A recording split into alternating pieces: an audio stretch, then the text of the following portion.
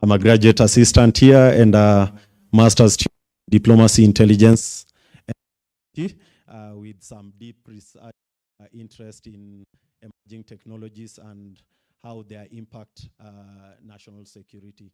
At the moment, I'm trying to look into artificial intelligence and just their general governance and security aspect in Africa. However, now that I'm picking up the security conversation, we've seen that since Trump left Africa, there've been a rise of tensions in Africa. We've seen in the Sahel region, there's been a conflict. Of course, engagement of United States with Africa have traversed several themes in security. For example, the war on terrorism that evolved into counter violent extremism, and now it's changing every day. And we are seeing it having different changes. It's evolving into different themes, and different presidents are trying to have a different look into security in Africa. So my question can be, will Trump expand or reduce some of the security cooperations in Africa? It could be military, it could be bilateral arrangement as well.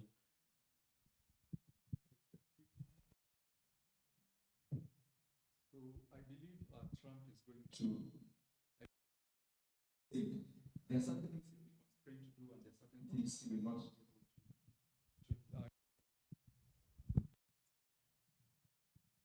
So there are certain things he'll be able to touch, and there are certain things he cannot touch.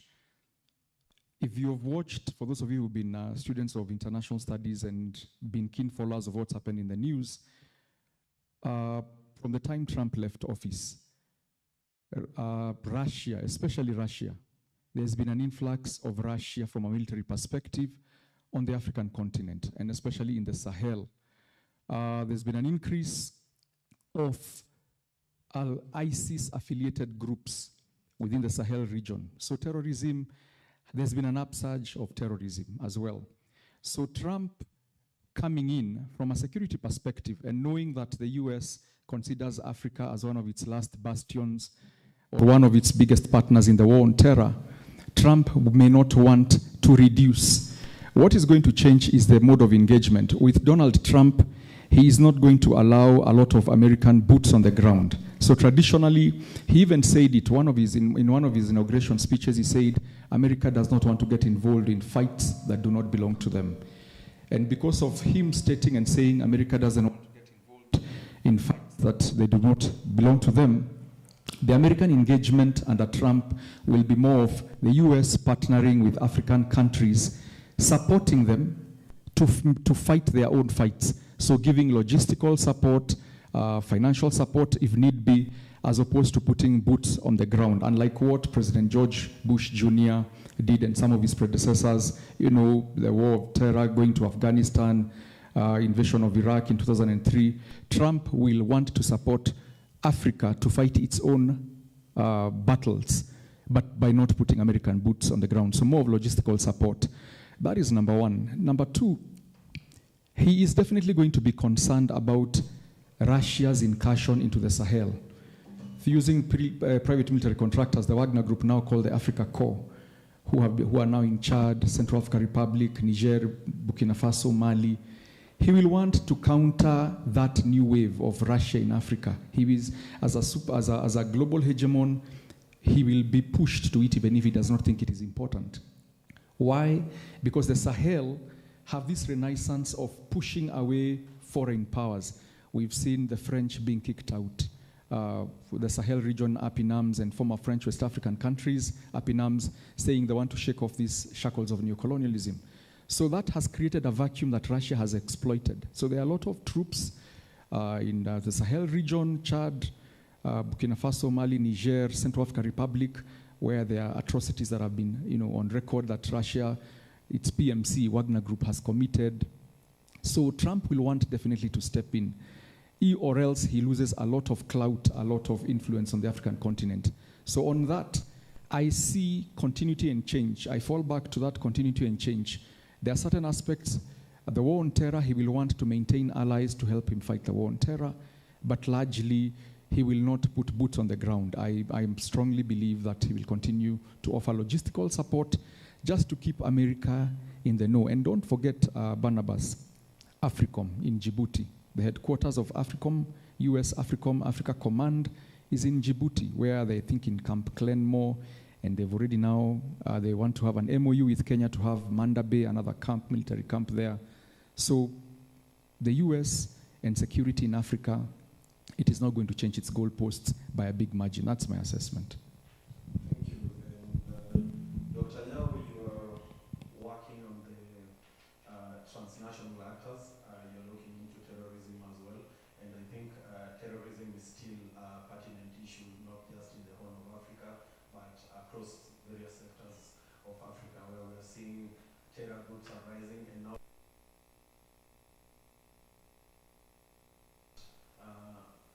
in the general security perspective, is there going to be a reconsideration of Trump's view on terror approachment from the US perspective? Thank you so much, Barnabas. I think it's a fact to say United States now views the threat from terrorism as reduced. I think it's not as effective as it was about 10 years ago, but the threat still exists. And Africa is a very strategic partner for the United States in fighting terrorism. That's why I think recently we had President Trump authorizing the use of airstriking in Somalia, because I think he is aware that although at the moment Al-Qaeda or other groups, ISIS, are really weakened, they have the capacity to come back and hit American interests within the region. So, but I don't think it's going to be his number one priority. He's going to maintain, like what my colleague said, that he's going to maintain a presence, enough presence to make sure that he monitors what is happening across Africa, Sahel, North Africa, and also partly Southern Africa.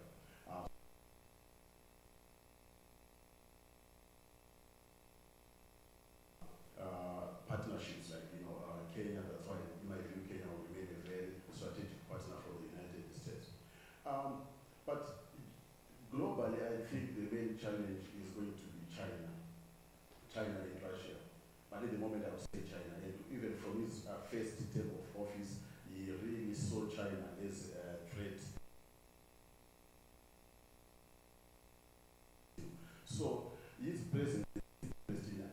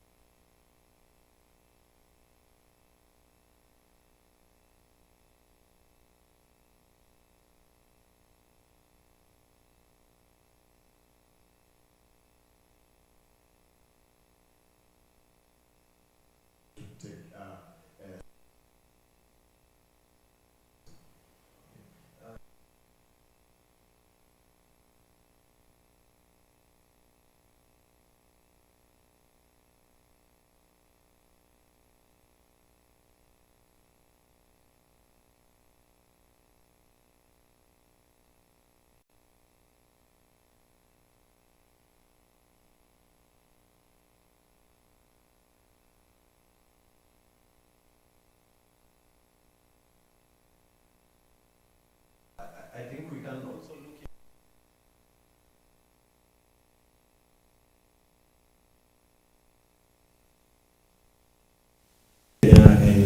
and United States will look like. Remember, the agreement came during Biden's era, and now Trump has just come and he's been trying to remove some of the policies that Biden really passed during his tenure. Okay, thanks, Barnabas, for your question. Kenya's designation as a major non-NATO ally, it's an important designation. It elevated our profile. It put Kenya on the global map as a security partner for not only the United States, but also NATO. However, it comes with its own baggage. But from Trump's perspective, if he does not become very drastic, there have been very many articles and people worried that he could come and strike it off, he could remove it from Kenya. But remember, one of the considerations that made Trump, or rather that made the US, through Biden, designate Kenya as a major non-NATO ally, was because of their need to restamp their presence, or revamp their presence, or reevaluate and instill their presence on the African continent from a security perspective. The war on terror, the fact that in the Horn of Africa, we are the bastion of peace. We look like we're the reasonable nation. Remember, we are struggled by the Great Lakes on one side and we have the Horn of Africa, which have been troubled regions. So Kenya becomes a very important security ally for countries or hegemonic powers like the United States. So our major non-NATO ally, I do not think Trump is going to go out of his way to strip us from that title. What does that title guarantee Kenya? What benefit does Kenya get from that title? Number one, we can secure military aid from the US. That is one of those often NATO allies. We get first considerations in terms of getting military and security support, and we play an important role in just trying to manage the peace and security architecture of the region. Kenya is one of those important countries. Our role, however, and now let me move through a span in the works, however, if our Kenyan government does not watch its steps, its diplomatic steps, even in this war on terror, matter security, we're going to get at on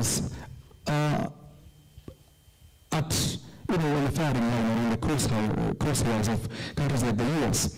I'm talking about how we manage the DRC conflict, number one. The world is watching. The US is watching.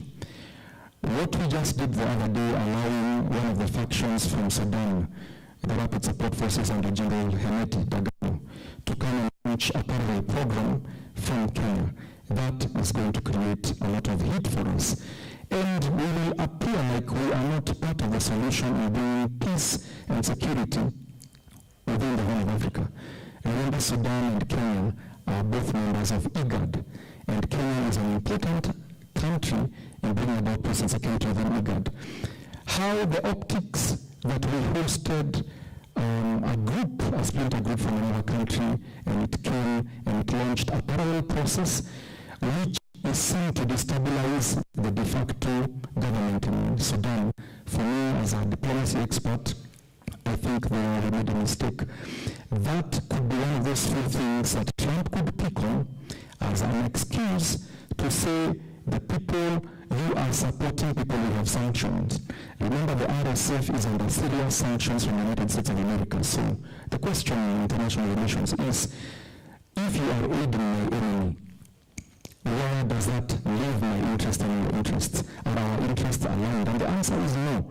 So, not a security Barnabas, we are going to put ourselves in a very tight spot, because by aiding or appearing to take sides in the Sudan conflict and aiding General Dagalo and his RSF faction, it could either get Trump to revoke our non-NATO major ally title, or reduce his security aid, military aid to Kenya, because he will feel like you are not aligning the peace and security architecture vision that we have for the Horn of Africa, the region. Thanks. Okay, thank you, and I think it just explains Trump's approach to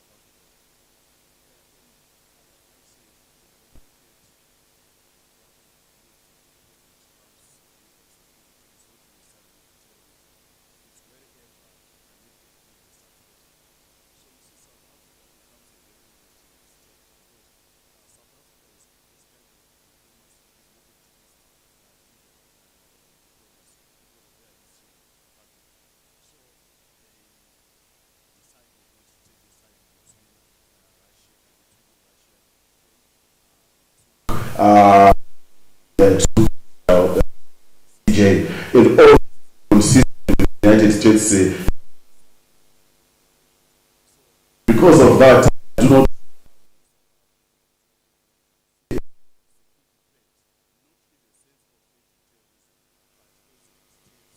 is adversarial to American interests.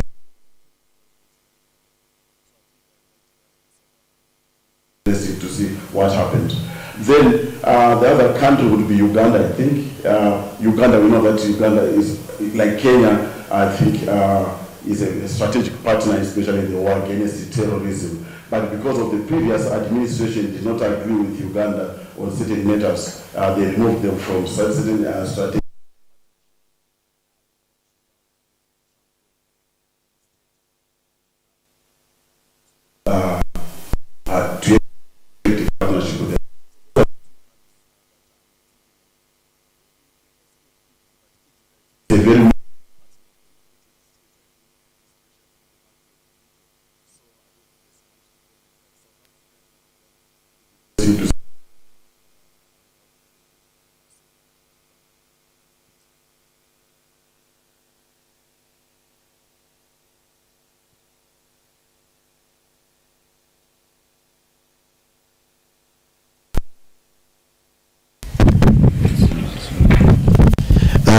Thank you, and I think it's also noteworthy to mention some of the non-setting approaches where he's going to use the Security Councils to still intervene. We are seeing rise of conflicts in Africa, not just the coups, but the instability in the Great Lakes region, the DRC conflict.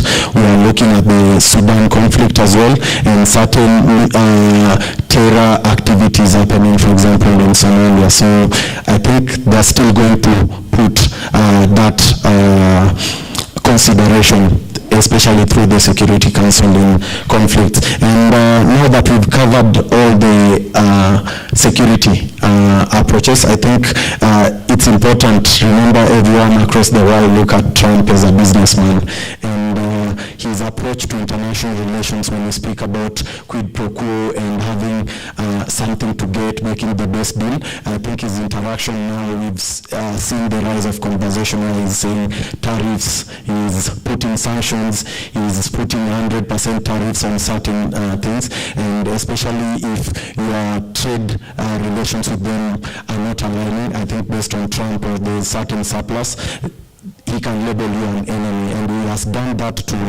even closer to the allies like Canada, Mexico, that are closer, and now we are seeing him still continuing the trade war with China as well. So coming into Africa now, because I don't think we are an exception, how is Trump trade policies, including tariffs and tariffs, going to affect African economies? Yeah, thanks for your question. Definitely, like we've said, Trump is a businessman, and quid pro quo is very pragmatic. Number one, I expect the biggest thing from an African perspective is AGOA. AGOA was started in the year 2000, I think by Clinton, as a way of helping Africa get integrated into the global market. What is AGOA all about? African states have been allowed to export things on a list up to 1,800 products across different categories into the US at zero tariff without duty. In other words, African countries are able to export things to the US and reap a lot of profits because of the currency, the differences in our various currencies. Now, AGOA is a very good platform for Trump to continue engaging with Africa. But AGOA is also a very nice tool or weapon, is a very nice avenue he can weaponize to control Africa. Remember, he's a businessman. He will only do or invest where he's getting returns. I'm feeling my worry, AGOA is up for signature in 2025. Countries like Uganda already were kicked out, privilege was withdrawn because of their stance on social norms and values, like you said. Trump is definitely going to look at AGOA afresh. This is my viewpoint. He may not cancel it totally, but he may reorder the number of things Africa is allowed to export within the American market. Why? Some of the things that Africans have benefited in exporting to the US are like raw materials and vehicle parts, such things.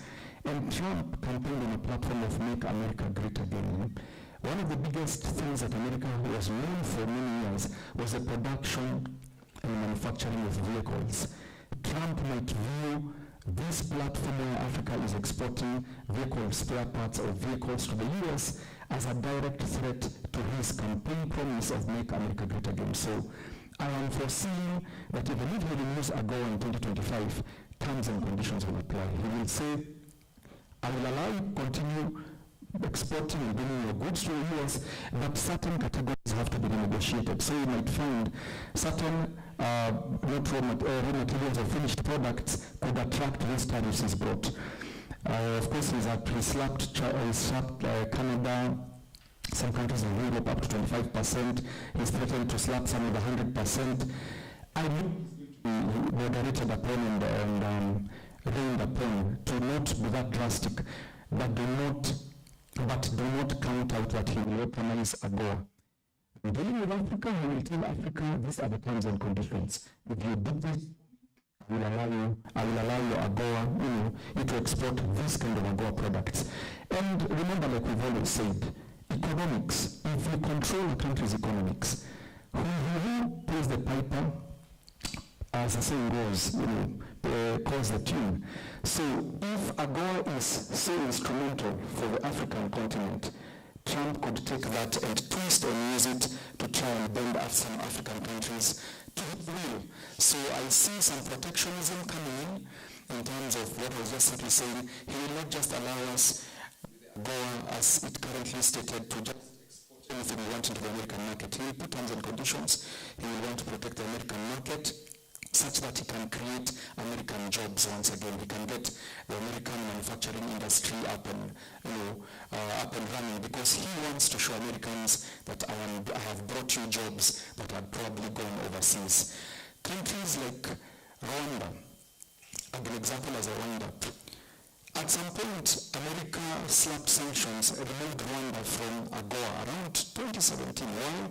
Because Rwanda instituted a policy of banning the importation of second-hand clothes. So here's an African country that wants to develop its own textile industry, and it said it will not import second-hand clothes, the majority of which were coming from the US. So when Rwanda said no importing of clothes, no second-hand clothes coming into the Rwandan market, the US kicked Rwanda out of AGOA.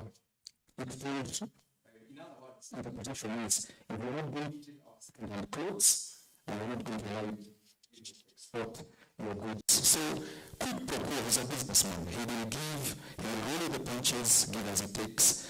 There are going to be changes to the AGOA. So, that is what. Thank you. Thank you, Dr. Gideon, and I think that is an important conversation when we are renegotiating AGOA. I think it's in September, and I'm sure there's a conversation happening even in Strathmore Law School where they are discussing the possibilities that African states can have with AGOA. And in the spirit of charting our own path, I believe Africa should have an upper hand in those discussions, so that by the time we are done, we are getting more benefits. And maybe it's going to be extended for 10 to 16 years, and that's a very long while for us to get it. Dr. Ngao, we know the importance of these investments and the economic partnership with the United States. We cannot downplay it that if he pulls it out, will remain, it's going to disrupt us in a very big way. So what do you think can be some of the investments that Trump will look into, the United States can look into, the plays that exist in the economic realm between the United States and the whole African continent? Maybe you can cover also the investment that they're starting at the Angola, Lobito. Yeah. Thank you once again. When you look at investment in Africa during this period of second scramble for Africa, I think AGOA is going to be a very strong and important weapon that the United States will use. So they will continue trying to invite as many countries as possible to be part of AGOA, so that they can have direct access to the United States markets, and also the United States can directly export to them. So AGOA, I think it's there to stay. I think, and I also because I think it's a very good instrument, especially for American interests of blocking China and Russia to Africa. I think it's a very good instrument. But then, in terms of investment, yes, I think there's this, what President Biden did, one of his last, I think, first trip to Africa, first and last trip to Africa as the President of the United States when he went to Angola and concluded this deal of building a Lupito railway line that connects Atlantic Ocean to the DRC via Zambia and so forth. And I'm sure they are going to continue doing that, because if they fail to do that, China will fill the gap, will fill the vacuum. So I think I can see that strategic kind of investments will continue within Africa. But I want to draw your attention, in terms of Africa or Africa to react, I think that's also important. Because we now have our Africa continental trade free area, right, which was signed by a lot of countries. The African states going to come together and say, don't go to negotiate with President Trump as an individual. Let's go as a bloc. Because I think if they go as a bloc, I think they have more to gain than to lose. So that's one reflect on. Then the second one is the emergence of BRICS. Because in as much as I think my colleague referred to Rwanda being removed, and also Uganda and some other countries like Central African Republic, Burkina Faso and so forth. It might no longer be strategic for the United States to do that, because once you remove them from AGOA, they go to BRICS. So by removing countries from AGOA, I think you're creating market for BRICS. So I think it's going to be something very complicated for them to handle. Thank you. Yeah, but I think also looking at the established period with which African states have been interacting with the United States, that disruption is something that we should not forgo, especially because if you look at South Africa, the employment that has been created, the import cars to the United States, if you look into Kenya, some of the apparels that are being exported into the United States under preferential treatment is very important. However, now that you've mentioned BRICS, we are seeing more African states are joining BRICS. In as much as the United States may look at them as not really disruptive when it comes to not just international relations, but the political and the economic aspect of it. We've seen Trump tweeting that he'll give 100% sanctions and stuff like that to countries that are trying to go around or circumvent the dollar payment, which I think is one of the goals of the BRICS, which maybe in the longer term can work. So do you think there'll be some power plays when it comes to economics as well as the politics of it in the BRICS and the United States? Yeah, thank you, Barnabas. That's a very good question. BRICS presents for the US a clear and present danger to its claim to global hegemony and superpower status. BRICS is that big behemoth that the US is definitely looking at, and it's only a matter of time. It's only a matter of time. There's a professor called Professor Michelle Munini who wrote a very interesting article, and he said that empires traditionally rule for a number of years, and he projected from his research that most empires the previous empires used to have a life cycle of around 500 years, and that kept on declining over time. The US has been the global power, so to speak, from, let's say, 1945, has been a superpower from around 1945, but attained superpower status, and we are in a unipolar world from, let's say, the demise of the Cold War, but things are shifting and things are changing. Other countries, regional powers, hegemonies are challenging its status, and BRICS, the conglomeration of these countries into BRICS, is America's biggest threat right now. Definitely the US is going to look at BRICS as a rival, and two, is going to look at these African countries, that there is this mad scramble of African countries in joining BRICS. I think who else has joined of late? There's Ethiopia. There are countries, African countries that have joined, quite a number. The US is also looking at that with interest, and I like what Dr. Nyoro said. If the US puts too much pressure on African countries from an economic perspective, they have an alternative in BRICS. But here is a catch. even BRICS is coming to Africa for its own agenda. Let's all agree that as international studies, international relations students, BRICS is not coming to just make Africa great again. BRICS is coming for its own interest, even though our countries are joining there. Yes, granted, they're going to give an alternative platform and forum where they can also trade, where you don't put all your eggs in one basket, and that is good and that is logical. But here's the thing. If African countries, and especially the ones who are joining BRICS, join this dollarization debate, because I think that is where, now from an economic perspective, I want to narrow down to, the US does not like BRICS or views BRICS as an existential threat because of BRICS' threat to institute this debate of de-dollarization, weakening the US dollar as a global currency, having a different format on how you can do global trade. If African countries carelessly, and I use the word carelessly under advisement, and I use it very loosely, if African countries carelessly join this bandwagon, you're dealing with Russia, India, China. Let's start there. Brazil is a middle income country. It's in the semi-periphery. If you remember world systems theory, it's a strong economy. We're dealing with Brazil, Russia, India, China, countries that are strong economically, countries that can throw punches and take punches from the US. South Africa is the little brother there, but trying to hold itself. So if Africa blindly joins this de-dollarization debate, without getting alternatives and getting its act together, my fear is that we could get caught in global power politics. We are going to the collateral damage. We have this saying for international students, I'll paraphrase it, that when two bulls fight or when two elephants fight, the casualty is actually the grass. The grass suffers the most. So Africa needs to be careful. African countries need to be careful of it. We do not get caught between these big regional power play fights. We take positions from a pragmatic perspective. BRICS is good for Africa as an alternative to trade. But in just joining blindly this de-dollarization debate, we get our aid in dollars. We get all these things, you sell your goods in the world market in dollars, and someone has come and told you to throw away the dollar.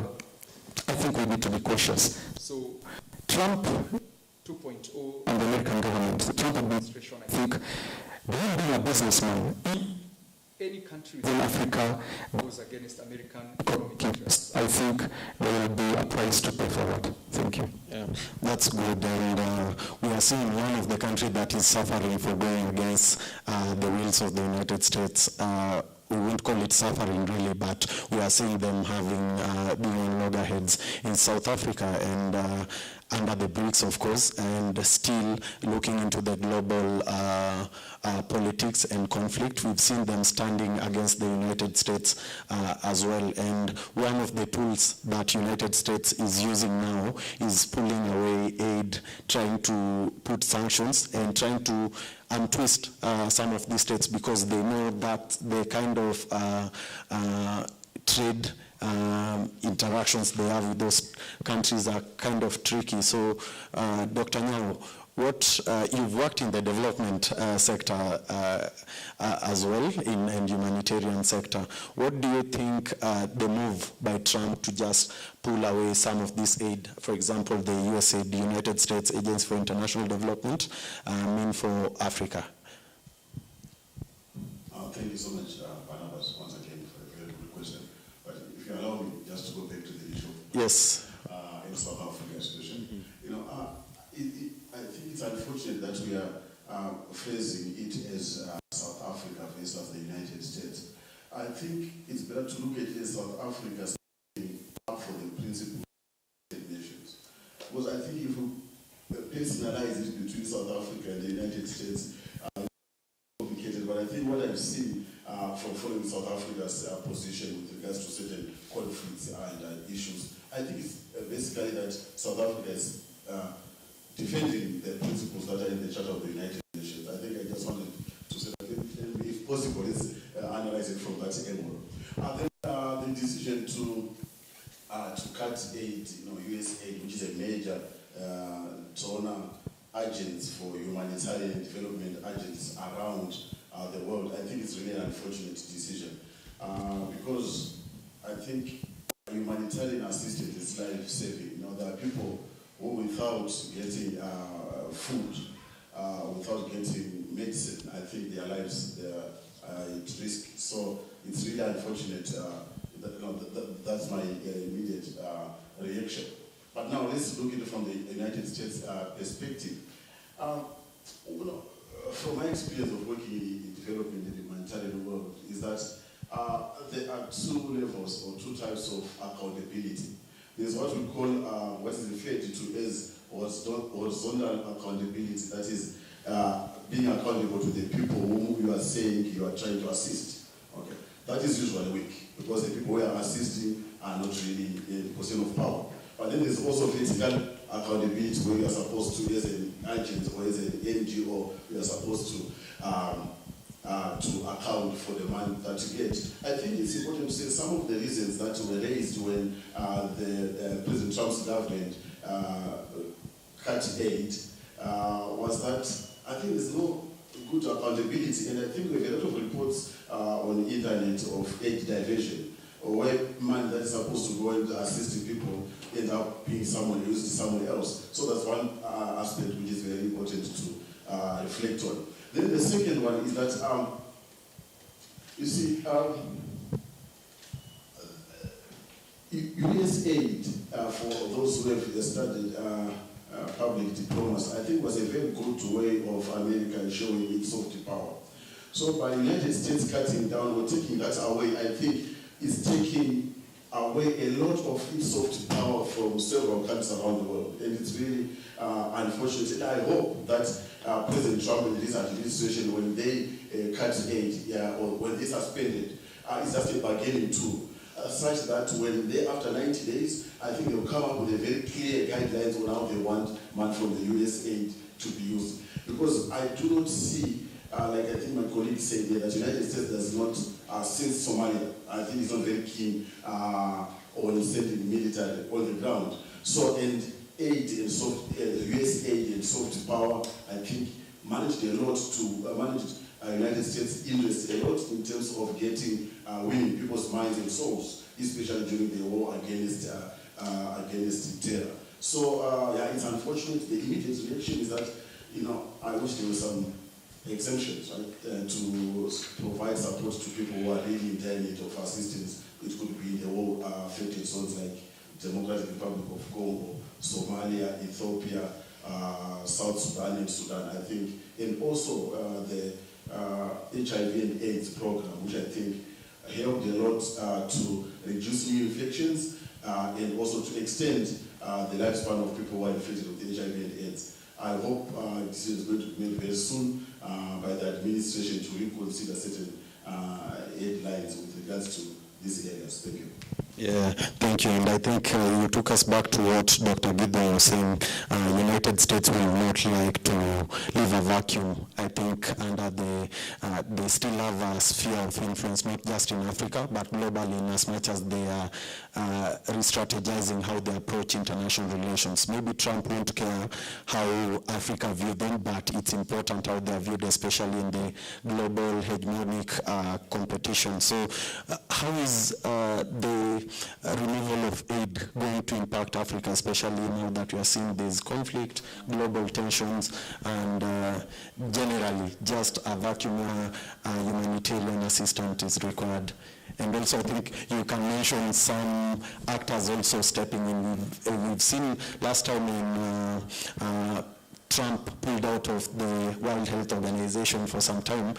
China tried to increase their contribution there just to have some influence in that sector. Will China step in, or there will be other players coming in? Thanks for your question, Barnabas. Yeah, definitely aid is a big factor in soft power in diplomacy, because it's an extension of soft power. The people who you inadvertently make depend on you, you end up controlling them, you end up having a lot of say. Now, African states are reeling from shock. I mean, type of shock therapy. The fact that, for example, and I'll not go far at the risk of bashing the Kenyan government, that such a huge portion of the health sector in the country was financed by donor aid. And that's a wake-up call for many African countries. Why did you allow yourself to get caught up in this? And I think, coming back to what Dr. Neo said, I think if I got it correctly, if I got the freeze on aid, it was 90 days until aid, temporarily he's frozen a lot of assistance for 90 days until it is evaluated so the US understands what programs are we funding and why, which ones are aligning to American interests. But I think on the AIDS, HIV AIDS, I think there was an exemption, if I'm not wrong. I think he exempted that because I think he knew the risk and literally putting human lives at risk if we really withdraw that. So I think that was exempted, and then if I'm not wrong, he also exempted humanitarian assistance, especially to countries, humanitarian assistance to countries like Egypt dealing with refugees and something like that. But African governments are going to find a huge deficit when aid is withdrawn. And like we rightly said, a hungry man has no options. All a hungry man wants is whoever is going to give him food. So the risk is in creating a vacuum where Africa runs en masse to China and the East to try and fill out these gaps. So that is one possible big challenge. That also happen if at all the new aid that we begin or start getting from the US comes with stringent terms and conditions. Because after 90 days he could reopen the tap. But now the tap comes with so many terms and conditions, but African countries decide to wean themselves from the US and look east. So we're going to end up having many countries now going towards China and the east. And what does that do to China? It elevates China's position in global politics, makes China more powerful, and the soft power element that the US was trying to exercise, all that will go to China. So African countries are going to suffer from military aid, from development aid, infrastructure aid. The dependency syndrome we've studied from the time we were in first year. Now we're beginning to see what that dependency syndrome and what that aid is all about. There's a very nice book for all of you, if you've read and you're looking at development studies, by Dambisa Moyo, Dead Aid. She has 2 books. There's one called Winner Takes It All. She talks about China and how it has come into Africa, given aid and takes everything. And the other one, good book, is Dead Aid, how aid is not working for Africa. So this is a wake-up call for us, Barnabas, as Africa, to start relooking at the kind of development assistance we get and to what extent we are going to remain in that cocoon to be assisted. Is it time for Africa to wake up and try and find alternatives, for African governments to try and fill in these gaps so that we do not find ourselves vulnerable when such shocks occur? Thank you. Yeah, so thank you, Dr. Gidwa. And I think Trump, as a businessman, he might try to follow the China route, because I think you've mentioned that vacuum. And when we look at China's involvement in Africa, they don't give so much aid. Theirs is an infrastructural, it's loans and just business deal as always, and he might try to follow that route. And Dr. Nyao, you mentioned the Lobito project, which I think one of the infrastructural project that United States is trying to push, so that they move minerals through DRC and other countries back to the United States. And I think that vacuum might just be filled through trade. And as you said, aid won't help us, and African countries need to rise up.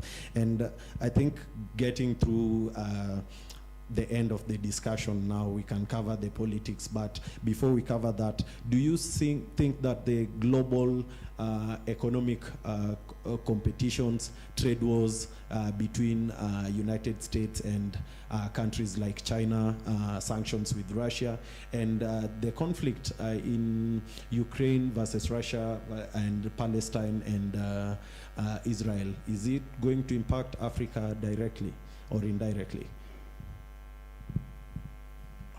Yeah, it's a very complicated question, but thank you. I'll try my best.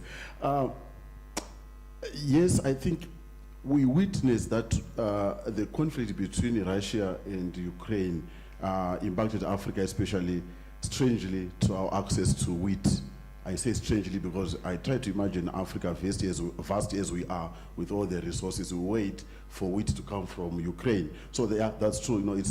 It also takes away attention from Africa. We have also conflicts that are happening in Africa, and when, for example, when Gaza was happening, and at the same time we had what some people are calling genocide in Darfur, but no one was talking about it and so forth.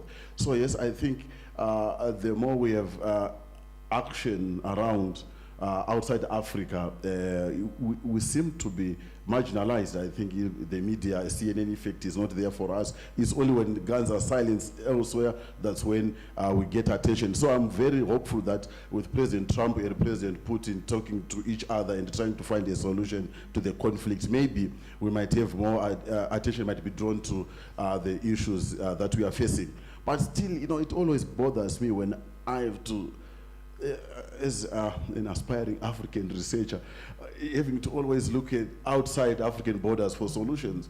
Why do we have to always wait, to say what's happening elsewhere affects us? I think, why can we not also be influencers, right? Why can we not do things here that people would come to us and try to find solutions? I know we have tried, I think, in Ukraine, but we did not get anywhere. But so I think there's a big challenge for Africa, especially we risk being marginalized if there are big wars outside Africa. Thank you.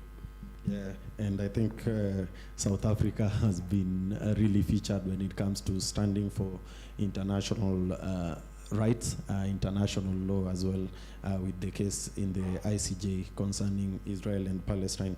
So I think one of the campaign promises for Trump was immigration.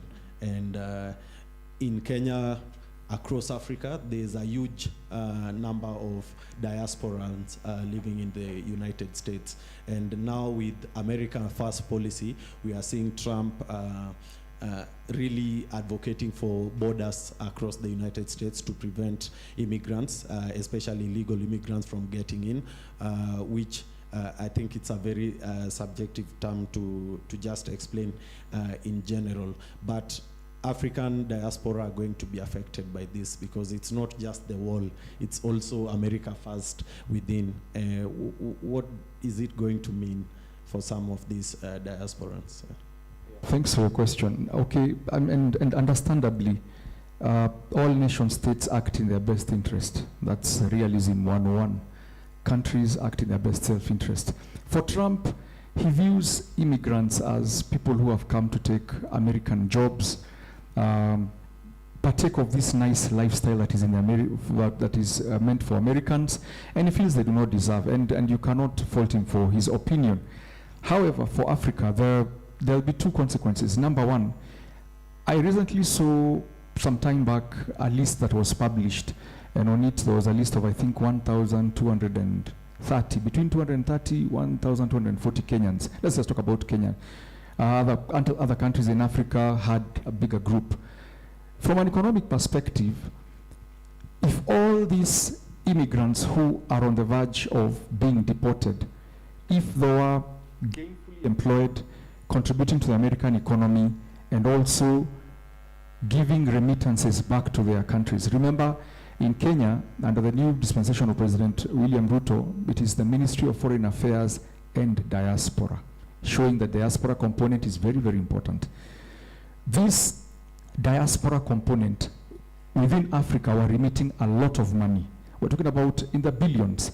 So if Trump and his administration are able to deport them, if there is no intervention from their own legal justice system to stop this, Africa will suffer because there will be a huge chunk of money that is going to be removed from the African economies, various African economies. So there's going to be a deficit. There are going to be families that are going to suffer because of that, number one. Two, what Trump is not seeing, or probably he has seen and may not care, is that these same immigrants that he wants to pull out play an important role in the American economy.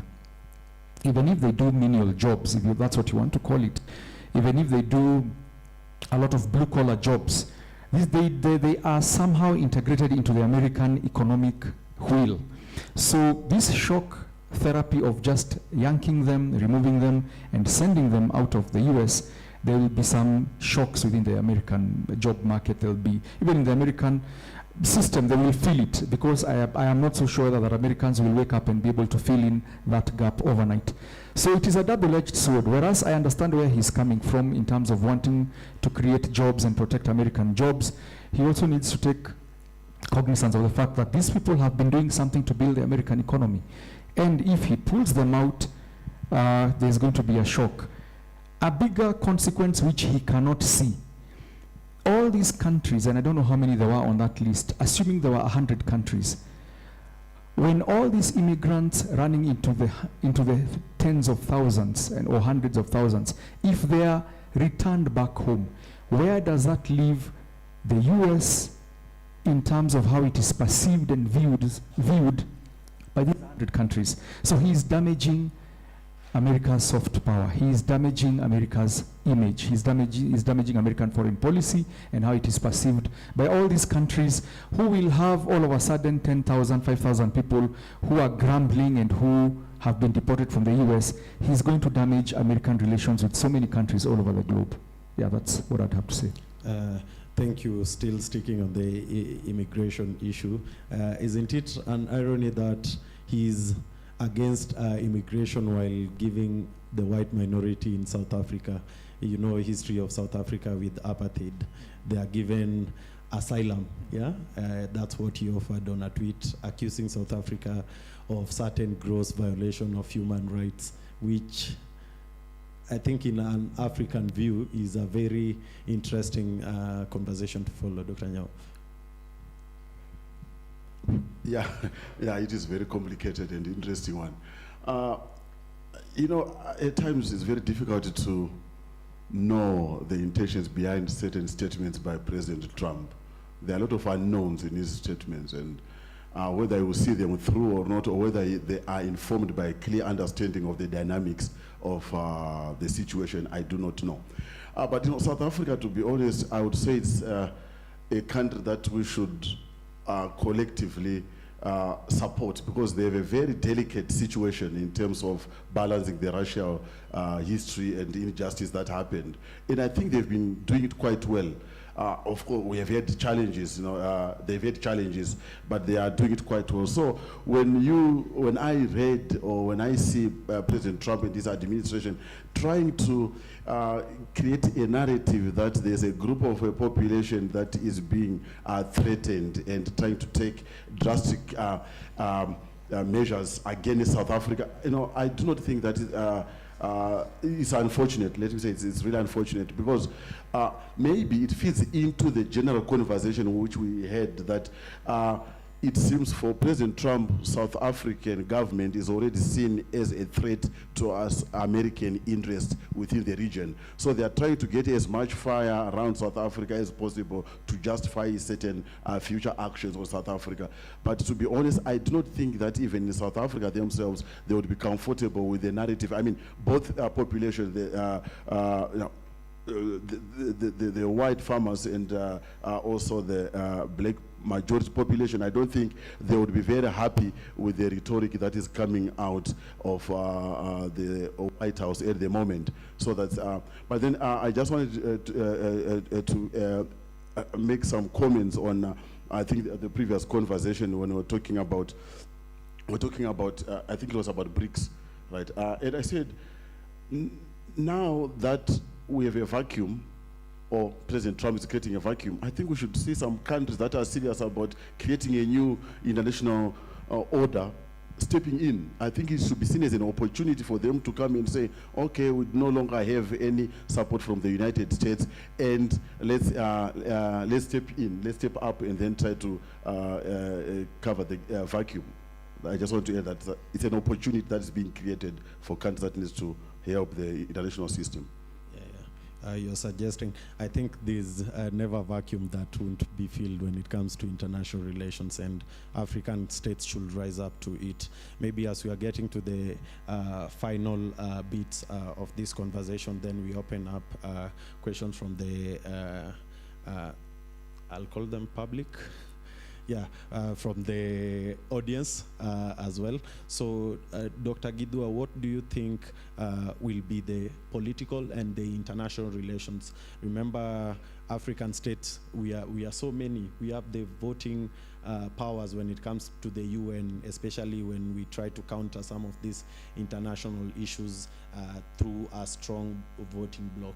Do you think African states can coalesce together and try and chart a path for themselves? We also know their stance on the Israel-Palestine, with them having strong support for Palestine just because of the conflict that is ongoing. Do you think Africa have the power through the African Union and other special arrangements to just counter some of this influence by the United States?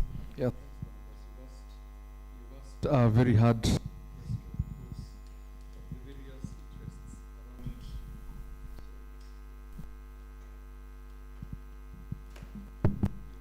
Question because of the various interests around getting Africans to be united.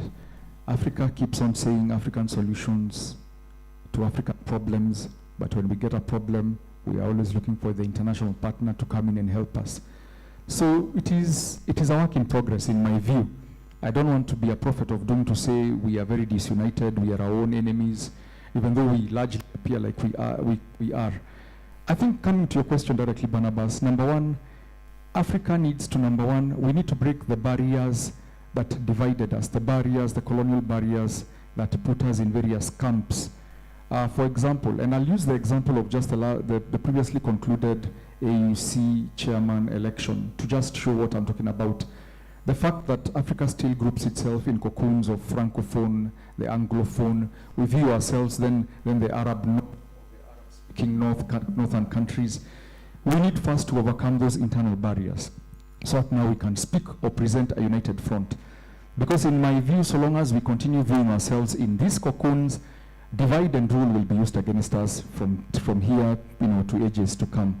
Any global aspiring power, be it China, be it the US, will exploit us along those divides, along those Anglophone divides. So, for Africa to speak with one voice, we need to present positions as one. And the example you have given us, the African Union has pronounced itself on the Israel-Palestine conflict. All of Africa should try as much as possible to accommodate itself behind that. But the problem is, Barnabas, in international relations, countries act in their own interest. And there are countries in the Israel-Palestinian conflict, there are countries within Africa that have aligned with either or of the two parties. And they feel that if they take this blanket Africa Union position, they will be jeopardizing their bilateral relations with either Israel or with Palestine. So you find people caught between a rock and a hard place. What you're calling a common position, Barnabas, becomes difficult because all these 55 countries on the African continent have their own individual interests. So, on some positions, they will coalesce and agree. But on others, these big powers will sneak and come like Nicodemus at night and, cut underhand back deals with individual, African countries. So it is a tricky thing, but we are hoping that we can move towards consensus, building better consensus, that our internal divisions as African states do not make us miss or lack seeing the bigger picture, where the continent can benefit. Sometimes, if they would agree to listen, African heads of states, African countries sometimes need to put aside their individual interests, their states' interests, and agree to rally behind interests if Africa is to speak with one voice. That's the way I look at it. It's not easy because try as you might, there will always be that one country that sneaks behind everybody's door and goes and chops and cleans its mouth and comes back and pretends it's with the rest of us, but they know they're getting preferential treatment. So, yeah, it's not as easy as you put it, but it's a work in progress. I am hoping Africa will get to a place where we agree to put our individual interest aside and we look at continental interest. Thank you. That's a good way to put it. And you've also mentioned colonial legacies as well. And we are seeing even Trump's administration is having qualms with some of their close allies, even in the European Union, which means the role Africa is playing across the world is changing. The global political and economic rivalry is shifting. We are seeing it going to Asia region, the Asia Pacific, which means there's not so much focus in Africa when it comes to these rivalries that we have. So, Dr. Nyao, do you think that Africa still has a huge role to play? It could be through the minerals we do. It could also be through other powers that are there, for example, the China Belt and Road initiatives. Yeah, thank you. Thank you so much. I think we have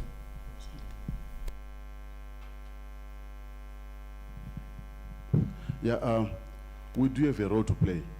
And it's not actually just reduced to the presence of natural resources in Africa. I think we have a history of being very resolute when it comes to fighting injustices. I think if you look, I know it's very possible for us to be very skeptical and critical of the African Union or African states, but if considering where we have come from, especially that in 1960 we had very few countries that were independent, right? Majority of them were under colonial rule. I think African countries came together and African people came together to fight against colonialism. So we contributed, I think, that was a big contribution, because without us, and by the way, the wars of independence and the campaigns for independence across Africa were done without the support of the United States and other countries. So we should not always rush to say United States without United States. I think what's important is for us to, there is an author, he's called Frantz Fanon. He wrote a book called The Legend of the Earth. And he said, for every generation, there's a challenge. I think it's important for each generation to identify its challenge. What I think could be our challenge, our problem now, as African states, is that we are not very clear in terms of what our challenge is. Contrary to the previous generations, they knew that colonization was very bad. They knew that apartheid was very bad. And recently, as recent as 2013, I think the issue that the International Criminal Court was focusing only on Africa. I think African leaders came together and say, they did not say we want impunity in Africa. They said, no, treat us equally. So we can actually contribute to the international system, not based on our resources, but just based on our Africanness. That I think generally we do not tolerate for quite a long time injustices. So that's our contribution, and I think that's very clear. That speaks to why African states are very clear. Majority of them are very clear with regards to the Palestinian and Israel conflict and the solutions which they are trying to propose. The same as well. Remember, President Ramaphosa and other African presidents went to try. They went to Russia and also went to Ukraine to try to come up with a peace plan at the beginning of this conflict.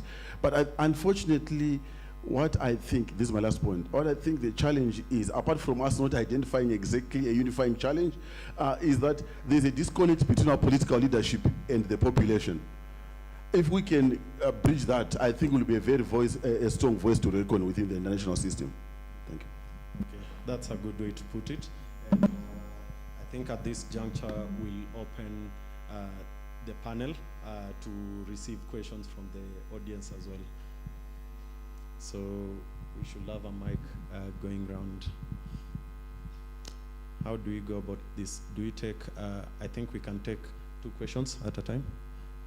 Yeah, okay. One from this side, one from that side.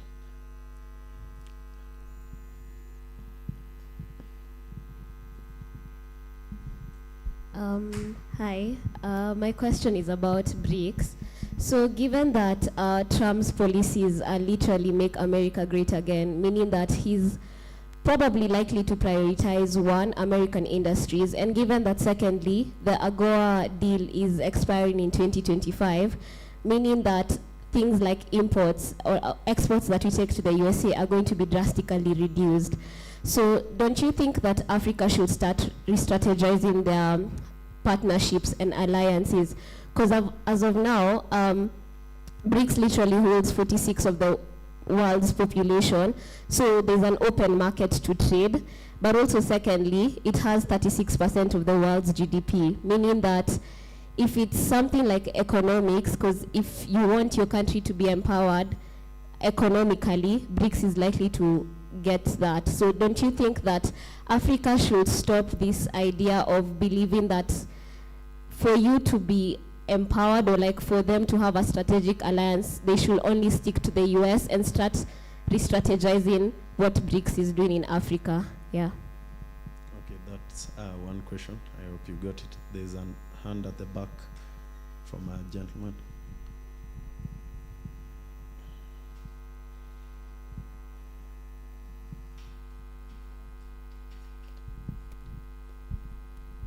Greetings and thank you for this great conversation, Dr. Nyao and Dr. Gidhua. My name is Makanga. I do policy, governance, and leadership programs at the Strathmore Business School with the Strathmore Institute of Public Policy and Governance, SIPPG. So I'm very grateful to have this conversation, to sit here. Now we're discussing African problems and coming up with a few solutions here and there. So before I ask my question, I just wanted to let you know that we are actually having some of those solutions with us. For example, at the Strathmore Institute of Public Policy and Governance, we do a program called Public Policy and Leadership in Africa. This is a program tailored around the Agenda 2063 of the African Union. And we are getting participants from all over Africa. A good example is, the objective of this program is to help to speeden up the implementation of these flagship projects under the Agenda 2063 of the African Union. For example, in Kenya, we have Vision 2030. In South Africa, we have the National Development Plan. We have the same thing in Egypt. We have the same thing in Nigeria. So how comes we can't borrow best practices from each other? So the Public Policy and Leadership in Africa program aims to do that. And we have our international module at the University of Cape Town in South Africa, and that is in September. Now, when we talk about AGOA, we're talking about a program called Trade and Investment in Africa.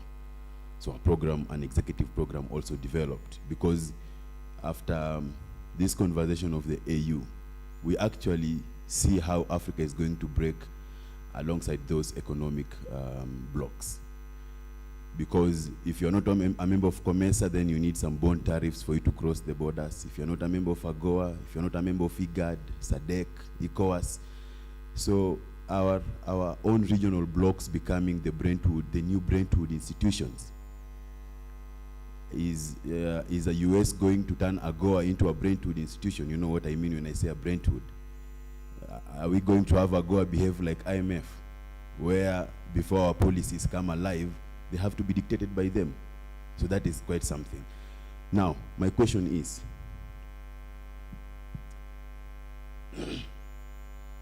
the PR side of, let's say for example, USID, the way you said, Trump is doing away with that, the soft power. So thank you for that. I got to understand it's actually the soft power, not the PR side. Because for me, I take it as PR. I say, if you do away with USAID, and let's say, for example, Bill Gates has been doing a lot of vaccination trials and all this thing around humanity, using funds from USAID. So with all these things going down the drain, is it doing good PR for US or bad? So of course that is bad. Now, on the Kenyan side, I think we are doing away with diplomacy in a way and going the international relations way. You saw what was happening with the Sudan conversation. The other day I saw the president asked the AU to adopt Haiti as its 6th peace. So it looks like we are going the international relations way, which is what Trump is doing, and we are doing away with diplomacy. And that is dangerous to us as a small country, if I may put into quotes, small country versus big country. Will you also put it as a question? Yes, so I'm putting it as a question to Dr. Nyao and Dr. Gidhua. Should Kenya go the international relations way or the diplomacy way? Because if US is telling us it has its interest in Sudan and we should act, And when we act, we are getting all these issues. So are we having a white hand glove with a knife from the US? A country like Ethiopia has Russia to deal with. A country like Kenya has only US to deal with. So are we being pitted against each other in the regions? Otherwise, the East Africa EAC is going to break down, okay? So you as diplomats and international relations people, even if we say we take a neutral stand as EAC on some of these matters are going to come home, near home. Like the DRC conflict is actually near home. It's on our doorstep, and no one will help us. And we are not reasoning around it. So we're saying ideas being nulled that we can have Eastern and Western Congo, okay? So we can have Kenya administering one side and South Africa administering the other side. So it is us versus South Africa again. So it is not us fighting each other, but there's some force behind us making us fight each other. So how do we wake up the African person to see this white force, to see this something we don't see that is making us fight each other? Otherwise, I just wanted to let you know that we are actually having solutions. We are thinking, we as Strathmore, we are thinking. So as you think the same way you are thinking, also know that on the other side, you have Strathmore Institute of Public Policy and Governance that still stays awake as it tries to grapple on some of these matters. Thank you. So thank you so much. Yeah. That was a great marketing placement and from the Strathmore Business School, and I think he's just actualized one of the goal of Strathmore University Knowledge Cafe, where we spar discussions in certain issues.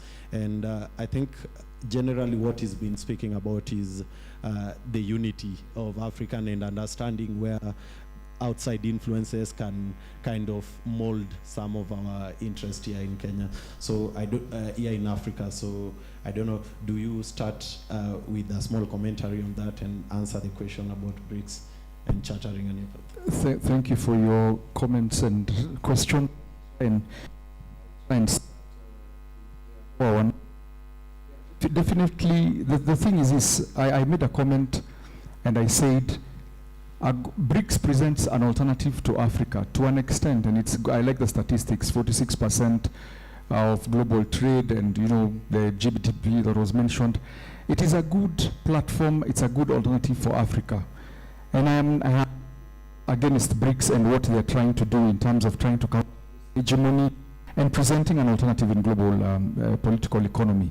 But here is a question, and the question that I'll pose to all the students by way of answer, but it's still a question.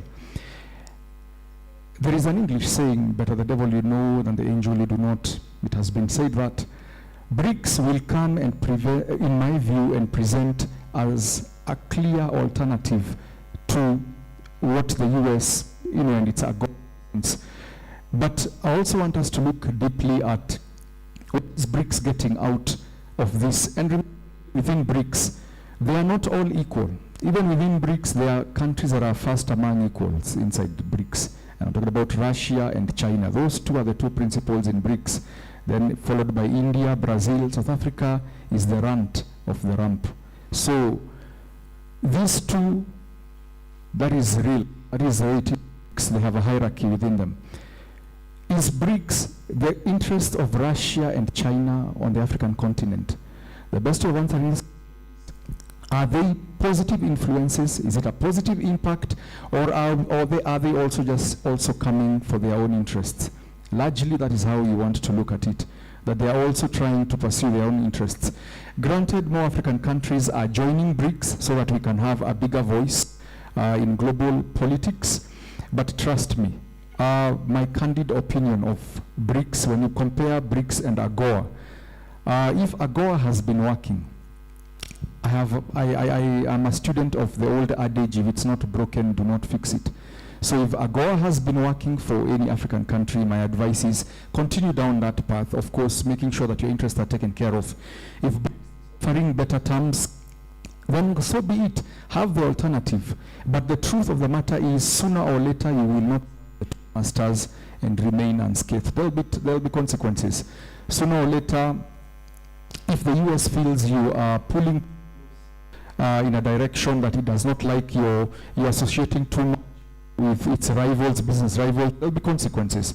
And once Russia and China realize you've been the US and you have no alternative, you will be shocked at how you're going to be treated. That's the way I want to look at it. I want to be very pragmatic. I want to tell you that all these are pandering to their own interests first. So the best you can do as an African country is ask who is helping, where am I getting my interests, where is my bread getting buttered without me having to lose too much. That's the way I would, Barnabas. Yeah, thank you. We do not have to really reinvent the wheel. That was a very brilliant question. How can we strategize as African states to benefit? I would want to propose that, to say we have a lot of mechanisms at regional level. I think, East Africa Community is called, within the Constitutive Act of the African Union, it's referred to as Regional Economic Community, which means its purpose is to promote regional integration, the same as with SADC and ECOWAS. Why don't we really strengthen those? Why don't we really make sure that we trade between us, amongst ourselves, before we go outside, before we look for solutions outside, like I think what our colleague is saying, that we have local solutions. One of the exercise that we do when I teach diplomacy is that the first exercise, which is a bit lengthy and some of students are not very comfortable with that, is that we say, let's go to our African kingdoms and see who they traded with. And we find out that actually there was a lot of inter-African trade that happened pre-colonial times, and that maybe it is now. So, or maybe let's just say, we can strengthen that, we can do that more. When I followed the debates in the for the chairperson of the African Union, I think former Prime Minister Raila articulated that very well during the debates, that what we need is to promote inter-African trade. This is not to say we should cut ties with AGOA or BRICS, but if we are stronger collectively as Africans, we have a stronger bargaining power when we are engaging with foreigners. But I think what then happens, like I before coming here, I checked who are the main what countries that are benefiting a lot from AGOA. I think it's South Africa, Nigeria, Kenya is there, Cote d'Ivoire, and so forth. And we should maintain that and support it, but also try to support as much as possible regional trade. Then your comment, which was almost like a marketing speech, to be honest, we should not underestimate the role that Kenya plays within the regional politics. And it's not only now. I think it starts, for those ones who are keen in terms of history, President Jomo Kenyatta was the African Union envoy, OAU envoy to the Democratic Republic of Congo, the then Zaire. So I think Kenya geopolitically, and I think its ability to balance ideological pressures makes it a strategic partner to find peace within the region. So whether it's international relations or diplomacy, I would not want to put it that way. I would just say that I think its efforts should be supported and be appreciated. And actually, let me say this, which before I finish. You mentioned Haiti, and there was a question about migration at one stage. The only way United States can stop illegal migrants from coming to their country is by stopping conflicts escalating in its neighborhood. And one of the, Haiti is within the reach of United States. So United States, with partnership with other countries, including Kenya, are trying to stabilize the situation in Haiti. And I listened yesterday to the CS when it was referring to the amount trust fund that is funding the mission, security mission in Haiti. I realized that recently United States actually pledged a lot of money for the mission. So what I'm trying to say that Kenya actually is a very strategic partner regionally and also internationally. And we should actually, I know it's very easy to be very skeptical, but if the more we understand and research around, we find out that actually it's a country, that it's a state which is playing a big role in maintaining international peace and security. Thank you. That's a very well-thought answer. I'll take another 2 rounds of questions before we see if we still have time to spare. Okay, so we'll take 2 more from one this side and this side. Mic is going around.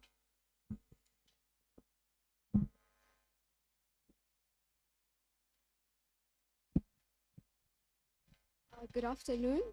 My name is Yusra and I'm studying a Bachelor's of International Studies. So my question was, how can African nations also take control of their relationship with the US instead of just reacting to the decisions that they're making? Like, for example, when US cut aid to South Africa. So given the realities of global dependency, can they find a real path to independence and reduce reliance on major powers? Last question.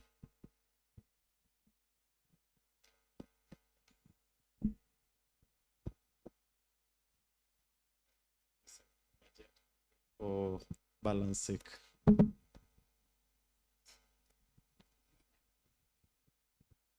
Good afternoon. My name is Saj Kabongo, a student studying international studies. So I have 2 short questions. Only one, please. Okay, let me put it together. Thank you. So first on the US aid. So according to the US, they were not having an interest by giving the aid, right? So my question is, did they at least achieve to make Africa slaves again because once they've cut the aid, we still need it. So can we say that Africa has slaves again because we are still begging for the aid? So that's one question. The smaller question. Okay, go on. It's on the role of Africa, which Dr. James said Africa should identify its challenges. So my question is, which African country managed to identify its challenge and solve it on its own? Great. Thank you for your questions.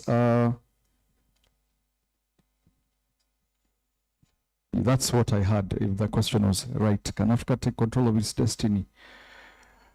The truth of the matter is, there is complex interdependence in the world of international politics. No one can, it's an island. You need your neighbors, you need you for you to move to the next level. But by and large, I want to borrow an answer that Dr. James gave. Have we managed to bridge our own divides as African nation states?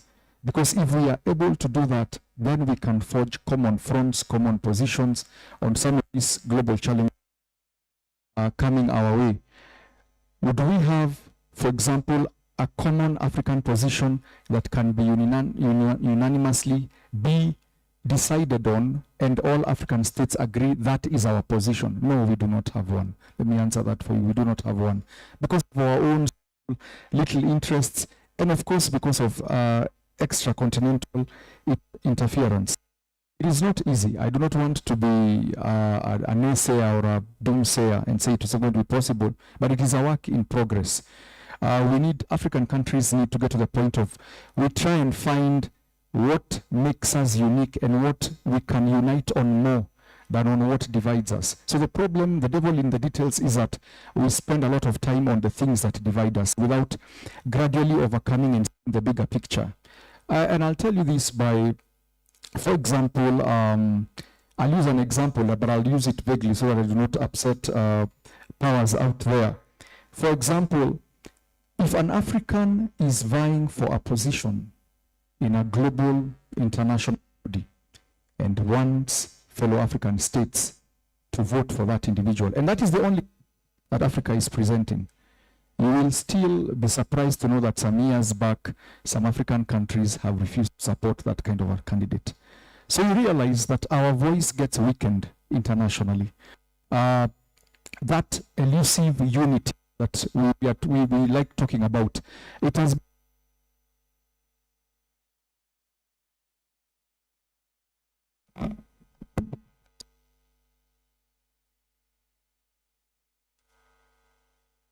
so that forging that common African position. So we let us build unity by breaking the divide in our midst, then we can come to those positions. Quickly to Serge's question, have Africans become slaves because now we are here begging for aid again? Serge, dependency theory. You know, the global structure, the way it has been constituted, was rigged and Africa has been left behind. Can we overcome it? Yes, we can. Why? How? Political leadership. If our African leaders can do the right thing, utilize their own resources to build the continent instead of, pilfering the resources and taking elsewhere, Africa can gradually climb out of this hole that we find ourselves in. So, yes, you've used a very strong term. Are we slaves? Yes, we can be. If we get to the point where we cannot function without that aid, then we are aid addicts. We are, there's an interesting article out there, aid peddlers and and aid addicts. There's an interesting article, if you Google it, you'll get it there. Aid peddlers and they're aid addicts. So Africa are the aid addicts. So we have to win ourselves. We have to go into an economic rehab. We need to get out of this economic rehab so that we stop becoming very dependent. Hence, turning us as slaves. Thank you. Yeah, I'll be brief. To the first question, thank you so much, Yusra, for that question. There's a book as well that I want to refer to. It's written by Ngugi wa Thiong'o. I think he's a Kenyan scholar. It's called Remembering Africa. I think for us to be able to be competitive, we need to define ourselves. Who are we? It's very easy for us to throw a term like Africa, we are Africa. What do we really mean by Africanness? We need to redefine ourselves. Once we find our own identity, we should be able, it should be then easy for us to find we rally towards that paper. Unfortunately, it's not yet the case. And I hope there will be, this will be identified as one of our challenges, our collective challenges, Sage, that we do not define ourselves. When I hear people saying I'm Anglophone, we are Francophone, and so forth, it shows that we are using identities that are coming from outside to define us. Let's find our own identity and the purpose that we can then go and be forced to reckon within the United Team. Lastly, why do I say this? I spent some time trying to read also, and I read The Rise of China. I think China is a good example of a country or a region that defined itself, saw its own challenges, found solutions to its own challenges, and then it's now a force to reckon with. So I think if I'm not saying we should copy what China is doing, but we have this problem, what I would want to say, identity crisis. The issue of African consciousness, it seems to be dying and expiring and leaving us. So we need to revive that. And like I said, I started by saying, Remembering Africa, the book by Ngugi wa Thiong'o. I think it will help us to understand the importance of identity. Thank you. Okay, thank you. I think that has been quite a long discussion on the impact of Trump's second election to Africa.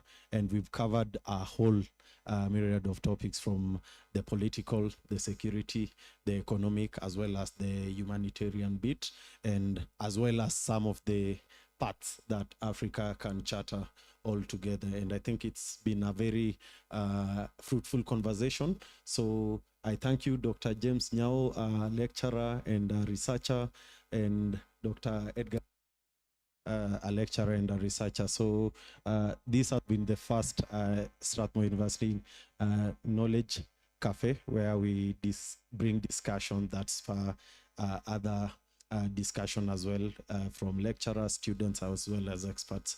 I'll call in one person from the audience to just give the closing remarks.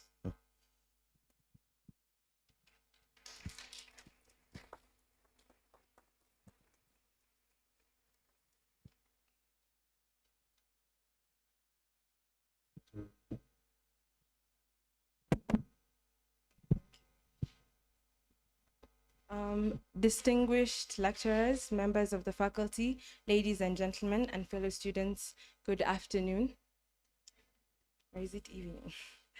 My name is Alma Nyabundi, a student of international relations, and I've actually had the honor of sitting in our speakers' classes today. And I would just like to express my sincere gratitude to Dr. Nyao, Dr. Gidua, and Mr. Diambo on the enlightening discussion we've had on how Trump's re-election has affected Africa.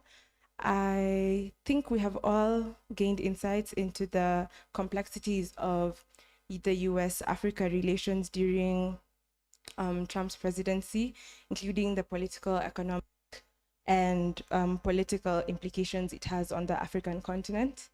On behalf of all of us here, I would like to extend my heartfelt thank you to the lecturers and by extension the School of Humanities and Social Sciences for dedicating their time and knowledge to this discussion.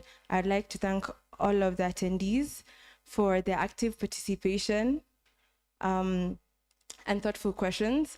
We leave here today with a deeper awareness of how global leadership influences Africa's development. And for that, we are incredibly grateful. Thank you once again.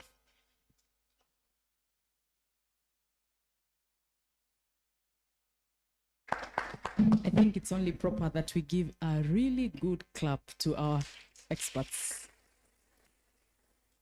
Thank you very much, Dr. Nyao, Dr. Gidua, Barnabas. Thank you so much. But much more so to yourselves because you have sat patiently throughout. You have learned quite a bit. I think so, isn't it? That is also true. And remember, from yesterday's session, the diplomats of tomorrow are yourselves, isn't it? So these questions that we are challenging here, what can Africa do? What will Kenya do? You will be the ones implementing them. Do I hear yes? Yes. So therefore, we take these matters to heart, knowing that we are indeed the ones to make things better, better policies, better ways of governing, better ways of advising governments, so that in the future, when we are being asked, are we in BRICS? Are we on the American side? Perhaps we'll just be the ones increasing the Africanness and saying, we are Africa and we want to do Africa our own way. Yes or no? Let's give ourselves a clap as we end the day. Thank you very much. It's time to call this to a close. The Knowledge Cafe series is going to be taking place every 2 months. The next topic is going to be a big one on business and money. What do you think? Give us some suggestions on what you think we can discuss. Again, our faculty are doing a lot of research in these areas. You're not yet on the side of paying taxes, but I think we should discuss taxes. What do you think? Anyway, because soon you'll be earning, no? And you'll be paying taxes. All right. Have a nice afternoon. Thank you very much, Team SHSS. Thank you to our distinguished panel. Thank you very much, moderator. Also very well informed. Let's have ourselves a good evening. Thank you very much.